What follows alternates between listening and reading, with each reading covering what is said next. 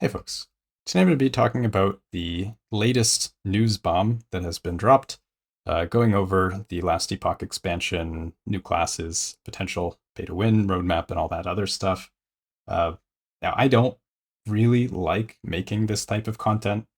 I generally prefer the more positive stuff, even though, I mean, negative stuff is great for clicks and all that, but I just personally don't find it fun. I don't enjoy talking about it. I would rather just do something else. But anyway, I do think that this is important, so that's why I'm here. If you agree, if you want to help spread the visibility on this sentiment, please do consider leaving a like on the video. I hate to ask for likes on content like this, but anyway, yeah, let's jump into it. So first, I'm going to go over some of the information we have, then we're going to try and break it down a bit. I'll provide some theories and insight on what I think it could mean, and we'll go from there. So the first thing we have is the forum post from MoxJet. So this is EHG Judd, one of the founders of Last Epoch, if you're not aware. So we have some flavor text. I won't read it verbatim, but basically we have information about the expansion. So the expansion will be free. So that is the first thing.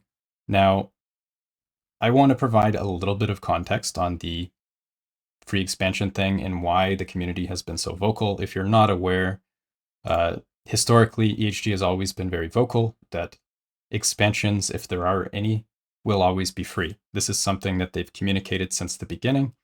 And I think that this has been a bit of a thorn in the side of EHG because, I mean, ultimately, if you have a company and I mean, you need money to continue operating, you could argue about mistakes being made that led us to this point, but that doesn't really matter. We're here now. And unfortunately, I think promises were made that couldn't really be kept. So now this is where we're at. But yeah, that's the context. In the past, EHG has been very adamant about no paid expansions.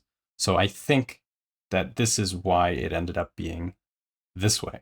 So we have no paid expansion. But there's a huge asterisk there. And that is there's going to be paid DLC classes. Now, one of the points that they wanted to make in the Q&A about this is, will the new classes be pay to win? So EHG says here, no, they will not be pay to win. They will leverage all new features last epoch, but will be balance tested the same way and against all available classes. So that's what they say. We don't really know much else. It's still like pretty black box, but I have a lot of concerns about this. And my initial feeling is that any sort of content that is paywalled, I think is actually a lot worse than some of the alternatives. So I'll try and explain what I'm getting at there. So the idea with the paid expansion is you kind of have an idea of what you're paying and what you're getting. It's on somewhat of a fixed schedule. You have, here's the expansion, you buy it, and then you can basically do everything until the next expansion. It's somewhat fixed. The cost is known. And I think, I'm just speculating here, but from a studio perspective, if you're trying to collect revenue, the expansion offers a more difficult to manage like a revenue model, right? Because for the expansion, you have the expansion, it comes out, you get a huge influx of money as people buy the expansion, and then it sort of tapers off into lower amount of money until the next expansion. So you have your revenue tied to very infrequent large content releases. And ultimately, it's somewhat limited to those releases. A lot of people will not buy anything beyond that. And it doesn't offer that much monetization in between. Now, I think there is a lot of opportunity that's missed here with cosmetics and stuff like that. I still think that Last Epoch needs a lot more and better cosmetics in general. There's a lot of people who do want to buy cosmetics, but there's just not great options available. But, you know, that's a separate issue. My concern with the precedent that's being set with specific playable things that are being paywalled is that unlike expansions where you have this sort of known entity of how much you're going to be paying and for how long, roughly, with these, anything that's added could be paywalled. And the amount of money is, could be determined at the time it comes out. What this basically allows is a revolving door of paid content that can be dropped at any point outside of an expansion cycle, regular cycle, whatever. At any given time, a new best thing could drop that offers a huge influx of cash, right? Like if in January we have whatever new class that's the strongest, it costs $20, you buy it, okay, cool. Then maybe February, a new item slot is unlocked, costs $20. Maybe in March, a new like a skill is released that's paywalled, right? Like it's very unknown how much this could cost, what the end of it is, how often you could be paying. And the concern is that if you aren't buying these things, you most likely won't be competitive.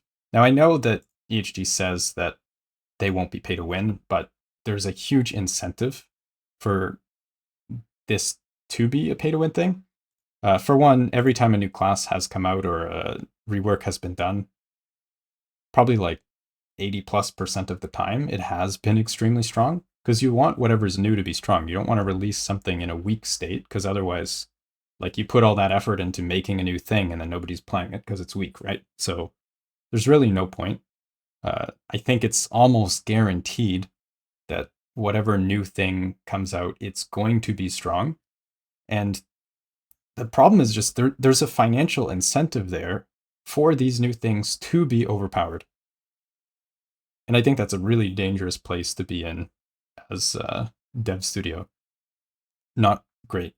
Now I will provide a little bit of, I guess, context is important, right? Like it could be a lot worse.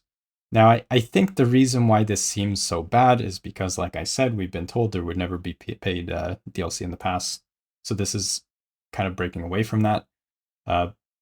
But to play a bit of devil's advocate here, potentially, depending on how this goes, it could still be a less toxic monetization system than some other popular games. If, for example, every year there's one new paid class and the paid class is like $10 or something like that, it's potentially still technically less pay to win than a game like Path of Exile, which doesn't really have any pay to win. It's all like quote unquote pay to win, paid for convenience stuff, right? So technically it's possible that it might not be that bad. Then you have games like Diablo Immortal, which are completely, crazy with the pay to win, like not even comparable, right? So that's the devil's advocate. The pessimistic outlook, like I really hope that this isn't the case, but my like most pessimistic speculative outlook here is maybe the direction is to not care about existing players. Everybody who's already bought the game, their money has already gone to EHG. They've already collected our money for the base game. They won't get that much more money, especially if everybody's upset. So maybe this represents a separation from the existing player base, saying that we don't care anymore. We're going to be seeking a new player base that is okay with such monetization. So, I mean, like I said, you do have games that exist, like Diablo Immortal, that are blatantly pay to win and really financially successful for the devs. So, it's not beyond reason that such a fate could happen to Last Epoch. I really hope that's not the case, and I know there's going to be a lot of people pushing against that. But yeah, that's my fear right now. That's what I really hope doesn't happen. And as always, it's really important for you guys to always vote with your wallet. If you don't want to play the game, if you're not happy with the game, don't play the game. voice your opinions, you know, do all this stuff, give your feedback in the appropriate channels. We're not talking about like rage bait Reddit posts here. Like, submit your suggestions and your feedback and all that stuff. Try to be somewhat constructive and offer advice. These things are important. And yeah, vote with your wallet. If you don't agree, don't buy the expansion, don't buy or the classes or whatever. Don't buy the cosmetics and all that stuff. Let them know when you're happy with them and not happy. That's how these things work. That's totally fine. Anyway, so the next thing is the roadmap. So this is what we have for the roadmap, and I'll be honest, this is not a roadmap. I think in the past, the problem is that EHG gave a outlook on probably too far in advance in their dev cycle, that like, here's the things that we want to do, sort of like optimistic. And then like, as they started working on these things, it ends up being like a huge technical lift to actually make it work. So it ends up being more prudent to release something that's actually, you know, like realistically deliverable, rather than going for what they initially promised. And this is like really standard dev stuff, like not just game developers, but software in general, is like, as you get into a project, you start building something, you really don't know how difficult it's going to be until you're in the weeds, right?